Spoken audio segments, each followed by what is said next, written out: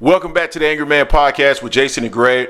So, Jay, we talked a little bit about this in the past, and I do want to highlight it again because it's tied to what I just recently heard here on Mill City from Coach Kenny Ellis. Shout out to Coach Kenny Ellis.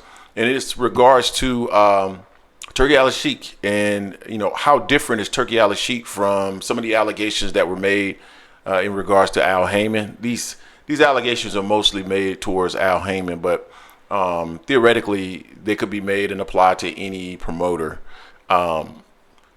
Relationships with sanctioning bodies that benefit your fighters, fights not being made because they're not in-house, so forth and so on. Although, PBC is one of the entities that have sent their fighters over to different platforms more than any other. But there is some concern in regards to the possibility of a fight being made between Gervonta Davis and Shakur Stevenson from Coach Kenny Ellis. He doesn't believe that the fight is going to happen. And it's specifically if Shakur Stevenson decides that he's going to align himself with Turki Alalshikh now. It appears, just based off of the interaction that we saw at the Terrence Crawford versus Israel Majima fight, that they have a relationship, that there's a possibility that there will be a relationship there. Every time I see Shakur Stevenson now, he's with Eddie Hearn. He's on DAZN. Seems like he's affiliated to some extent with Matchroom, DAZN. And if he's affiliated with them, then through them, he's affiliated with Turki Alalshikh. So I think there's a strong possibility in what Coach Kenny Ellis had to say. Jay, I do want to play the clip very quickly. Shout out to Mill City Boxing because I want people to understand what it is that we're reacting to. So let me play this quickly so that the folks can hear it. Let me bring it up here real quick. All right, here we go. Make it more possible. He more like for Shakur. He more like protective custody. Oh, because Shakur don't need him to make that fight. And if you do go with him, he not gonna fight Tank. So it's like PC for real, My opinion. Zach, what do you think about that statement? My opinion. He spoke, baby. He spoke. I mean, listen. Sounds heavy. Heavy. My opinion, So Turki Alalshikh is Shakur Stevenson's protective custody. Because Shakur don't need him to fight Tank. Wow. All right. So is it safe to say that Turki Alalshikh couldn't make the fight happen with Tank and He wouldn't. He's not going to make it happen. Oh. And that's due to what? He not want to do business with you guys? I don't want to go all into it. All right, okay. Listen. So we hear people in the comment section. We hear people on the live streams. We hear people in the Discord talking about the fact that there are all these blocks supposedly that specific entities are putting out there to prevent fights. In reality, I don't see necessarily a difference between what they're accusing some of these other people of and what we're hearing from Turki Alalshikh. He doesn't want to work for Canelo. He doesn't want to work with Canelo Alvarez because Canelo Alvarez won't bend over backwards and do what it is that he wants him to do. He said specifically that he wants to be able to reach out directly to Canelo Alvarez. He doesn't want anybody in between. And in reality, these people have teams. He said the same thing about Tim Tszyu. He doesn't want to work with Tim Tszyu anymore. So I see a habit of, unless you kind of bend to the will of Turki Alalshikh, he doesn't want to work with you.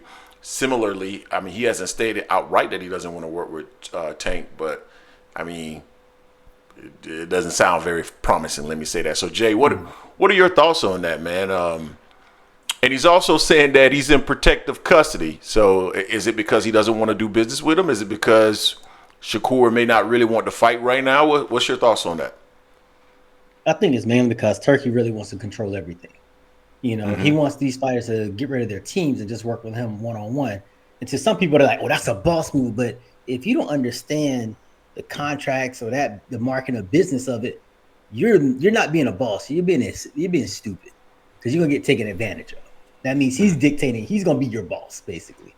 You're not controlling anything. So if you have a team that you feel that's competent and you have confidence in, I'm gonna send my team. I'm like, we've been working at this way for this long. I've gotten to this level here, and I'm keep flourishing. Why if it ain't broke, don't fix it. Why am I gonna let this other entity come in and just control everything for me? I'm like, I'm not going to do that. So I think that's why the issue is with Tank. With Canelo, Canelo is the one fight that's really almost above the sport, really, the way he moves, and I can't stand it, but he ain't gonna bow down to Turkey, especially like I said, a new entity into the game, like he's moving everything the way he tries to dictate the people. And if I'm a boss and you're a boss, I can't dictate to you what's going to happen. I'm gonna collaborate with you, get your input, and we come together on this. He wants to be a dictator in this sense. And he's been doing that for the most part. I want this. So everyone just gives him what he wants. And he's gotten resistance from Canelo, he's getting resistance from Tank. And if Shakur is going on that side, it's gonna be the same thing. People say, oh, Turkey giving us advice we all want to see. Not necessarily. That Bud card didn't have all the fights we want to see on it. Someone we didn't even ask for. Some old fighters that had names back in the day, but that's not what's happening. He's making the fights that he just wants, not necessarily everyone wants to see. So I think Kenny has the inside track on that, seeing that how things have been moving, that he didn't want to get into it on Mill City, that if he goes along that route, we're not going to see this Tank Shakur fight. Now, I did see Shakur say something on another podcast that he's looking at doing like a fight by fight deal. He's not looking for a long term deal. So I don't know if that's what he'll do to try to do with Turkey for one fight, get some money, and then go elsewhere. But right now, if he goes with Turkey, with that Tank fight ain't happening this year. It ain't happening. Well, I don't think it's going to happen this year regardless. I think Gervonta Davis is going to eventually find, another opponent for the end of the year. So I think 2024 is out of the question. I think at best it'll be 2025.